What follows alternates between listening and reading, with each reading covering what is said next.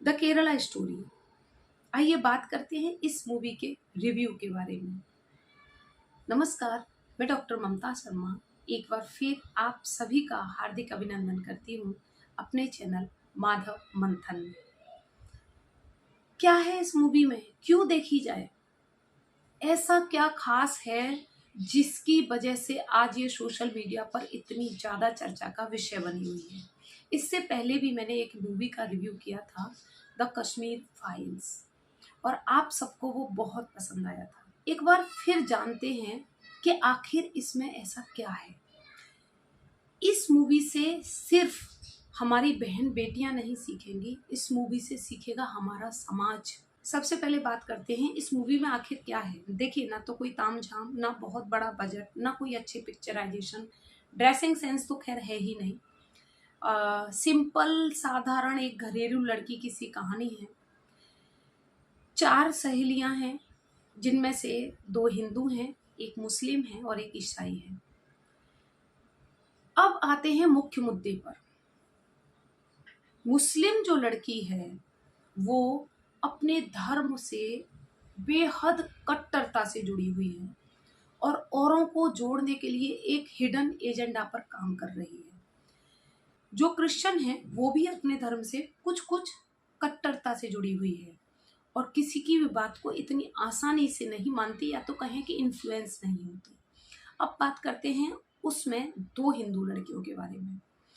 तो जो दोनों हिंदू लड़कियां हैं वो बड़ी आसानी से बातों में इन्फ्लुएंस हो रही हैं और इन्फ्लुएंस होते होते होते होते एक ऐसा वक्त आता है कि जिनमें से एक आईएसआई की एजेंट बन जाती है और दूसरी सुसाइड कर लेती है। तो ऐसी सिचुएशंस क्यों आती है, क्यों हिंदू समाज की लड़कियों को ही आसानी से बरगलाया जा सकता है, इस बात पर इस मूवी में बड़े स्पष्ट तरीके से पिक्चर को क्लियर किया गया है, जो आपको देखकर समझ आएगी। इस मूवी को देखने के बाद मैं 3 मुख्य कारणों पर पहुंची हूँ, जो मैं आपको रिव्यू के साथ साथ समझाऊंगी। सबसे पहला कारण कि उन लड़कियों को कोई भी इंसान इन्फ्लुएंस क्यों कर पाया, क्योंकि हमारे परिवार, हमारा धर्म और समाज हमारे बच्चों को आज एक स्पष्ट तस्वीर धर्म की नहीं दिखाता। उनको ये तो पता है कि कृष्ण की कितनी रानियां थी, लेकिन क्यों थी, उनके क्या कारण थे, वो स्पष्ट पिक्चर नहीं है। गोपियों को कृष्ण के साथ किस सेंस से जोड़ दिया जाता है, कृष्ण के चरित्र को कितना कमजोर बनाकर कोई प्रेजेंट कर सकता है, ये चीजों का फायदा जो दूसरे लोग उठाते हैं, तो हम अपने बच्चों को स्पष्ट तरीके से क्यों नहीं समझाते अपने धर्म के बारे में और हमारे ईश्वर के बारे में।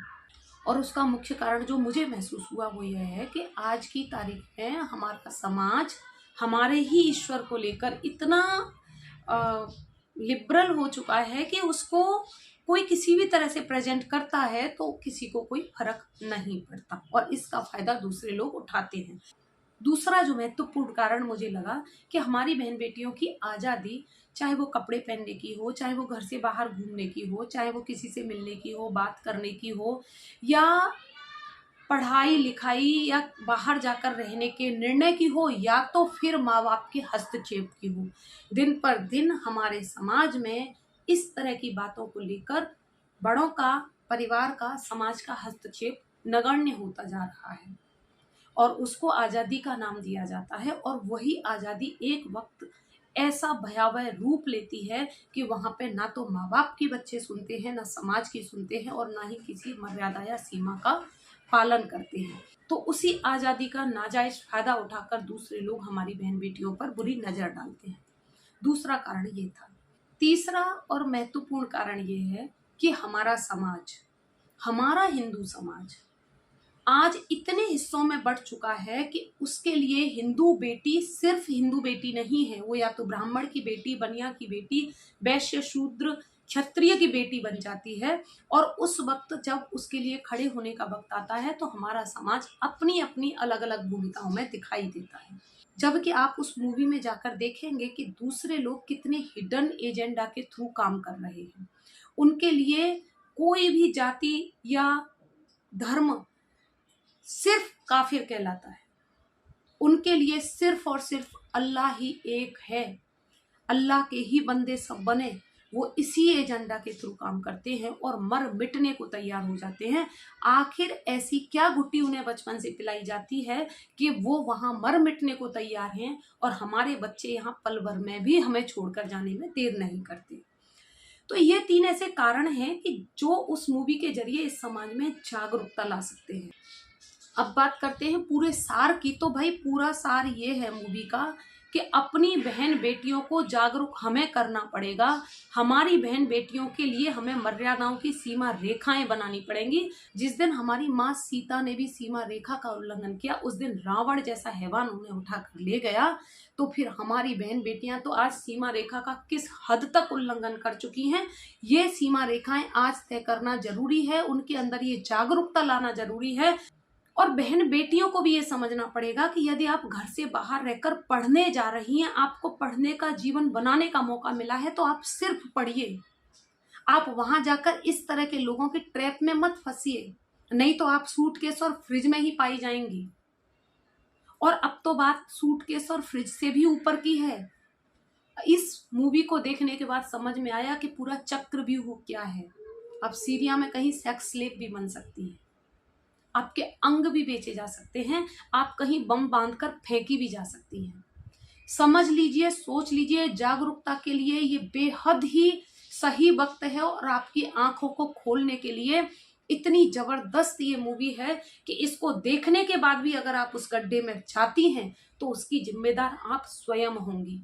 ये 2-2.25 घंटे की मूवी आपकी आंखें खोल देने के लिए, आपके दिमाग को झंझना देने के लिए और आपकी बुद्धि और विवेक को जागृत कर देने के लिए मुझे लगता है एक पर्याप्त डोज है। लेकिन फिर भी इसे देखकर, इसे समझकर भी यदि आप उन गड्ढों में कूदती हैं तो आप फ्रिज में और सूटकेस में या तो फिर सीरिया में रहने के काबिल ही हैं। इस मूवी को जरूर देखिए।